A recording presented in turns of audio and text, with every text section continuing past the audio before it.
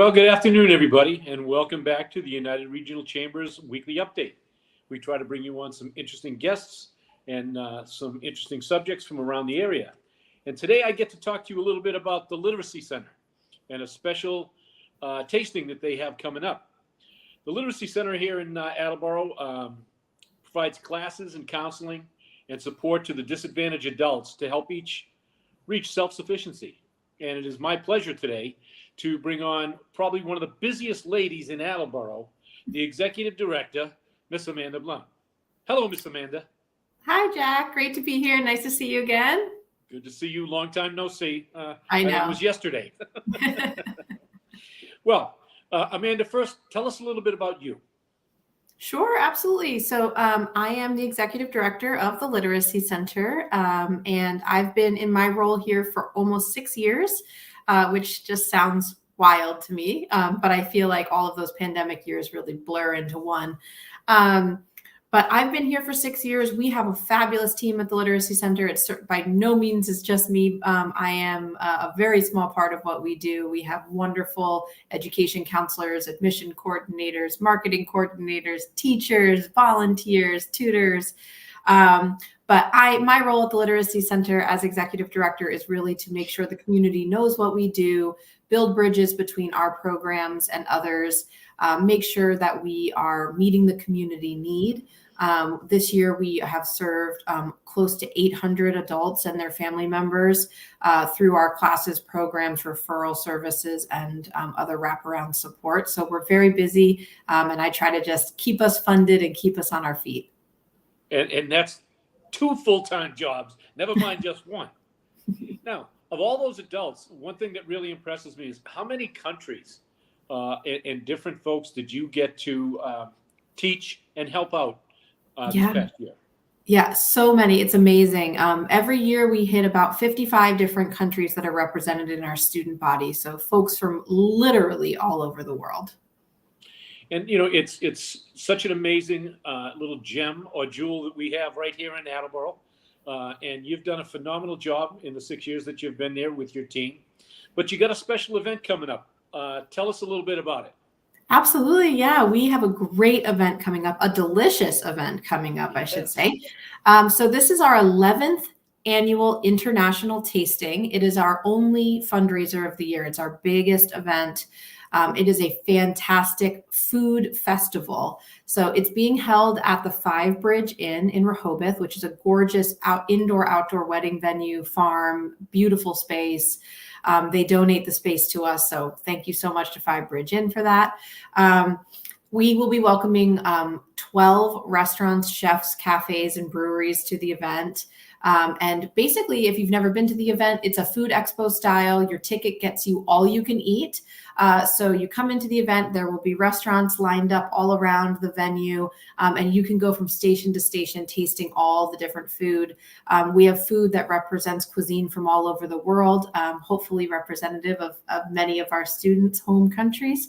And beyond. We also have a few new restaurants joining us this year. One that is opening in Attleboro this summer that hasn't even opened its doors yet. So we're very excited about that. Oh, can you tell us who that might be?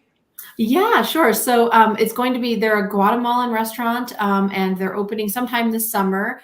They're called La Benedicion, and they are premiering their cuisine at our event. So we're very excited about that. Well, this is awesome. I have been to the event a time or two, and folks, it is well worth the ticket price. You get to sample food from all over the world, meet some fabulous people. You'll see a lot of locals there. But what made you decide to run an event like this? Yeah, well, I have to be honest, the event predates me. It was set up by some of our really dedicated volunteers. One of the people who really spearheaded it was a woman named Irene Pelly. She was a board member for a long time. She coordinated and organized this event close to on her own for a number of years. I took over a very successful event. The intention of the event has always been to showcase and celebrate the diversity of our community through food and music and celebration. So we have tried to continue that tradition and build on it.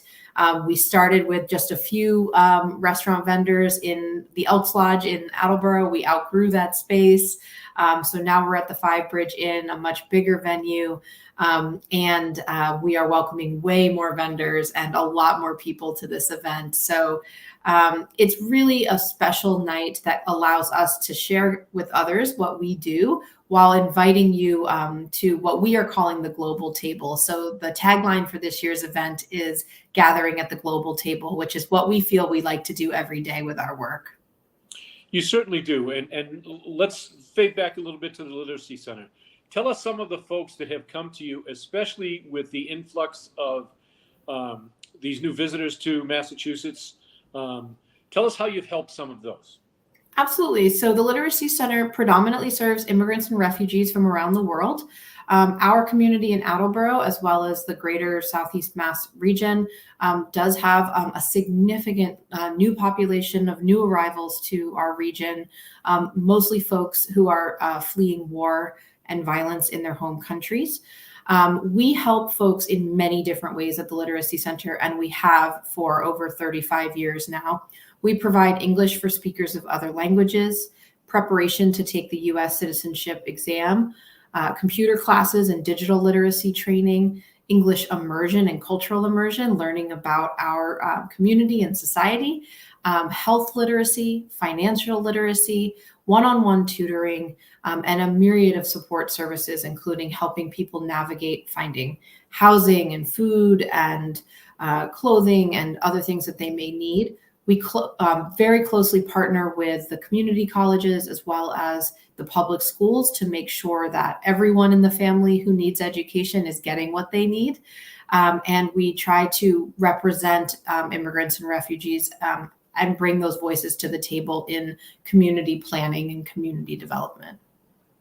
And one of the things that I want folks to understand is you not only help the folks in Attleboro, but the surrounding communities. Because you're one of the largest resources that we have in Southeast Massachusetts for the folks that need your assistance. That's right. We service people from over 35 different towns at this time, towns and cities in Massachusetts and Rhode Island. The majority of the folks we serve are from Attleboro, North Attleboro, Mansfield, Norton, that area. But certainly we are not geographically bound. We serve anyone and everyone who comes to us. Our classes are online and in person. So even if you move out of the state and you want to keep taking our classes, you could switch to a virtual class. We try to be very accommodating. The most important thing for us is to recognize that people come to us wanting to learn English because they very deeply want to work and support themselves and their families. So we try to meet people where they are at. We try to make sure that people have the tools they need to thrive in their communities and their new home. And we do everything we can to make that process as easy as possible. Well, before we get back to the international tasting, if somebody wanted to help or assist the Literacy Center, I know there's some volunteer opportunities that are available. Can you tell us a little bit more about those? Yeah, volunteers are really the backbone of our organization. Anyone can be a tutor. Anyone can be trained to teach English. We have a pretty comprehensive self-paced tutor training. So anyone who's interested in volunteering with the Literacy Center and helping an individual learn English and get on their feet can come to the Literacy Center and take that training and then be matched. We also have opportunities to be a teaching aid. We have opportunities to have one-off volunteering opportunities, once a month or once a year. It really depends on what folks are looking for. We really do lean on our volunteers to help us do the work that we do. Everything's available. All the information is available on our website, which is theliteracycenter.com. And folks, it's so desperately needed in our communities and all the local communities that are around. Again, this is a gem that we have, and we're lucky it's here in Attleboro, and we're lucky we have this lady who runs it, because she's like the band director. She's got these going over here and this one going over there, and it all comes together in a beautiful symphony. So let's touch base one more time on the international tasting. How can folks get tickets? Absolutely. So tickets are available online. They'll be available all the way up until event day. The website for the event itself is internationaltasting.org. It's right there on the screen, and tickets are $35. It gets you all you can eat. There's a cash bar. There's a really great silent auction with very, very cool things in it this year, including some overnight stays and experiences and fun things, and some really unique one-of-a-kind objects and art. We also have some games, and we will have an amazing musical performer. We're welcoming the Fernando Holtz Quartet, which is a Brazilian samba and jazz quartet. It's going to be really, really great music. So we're excited to have them this year. Tickets, again, will be on sale up until event day unless they sell out. I believe there's anywhere between maybe 40 and 50 tickets left. I'd have to check. Well, folks, hurry up and get to that website because you do not want to miss this event. If you ever wanted to try some food from around the world without having to go into a restaurant and sit down and go through everything, this gives you the opportunity as a tasting. So you can just tease yourself a little bit and try it from all different countries around the world. As we wrap up a little bit, any final thoughts for us? Oh, I'd just like to say thank you to everyone who's already supporting the Literacy Center. We really do get so much support from the Attleboro and Greater Attleboro communities.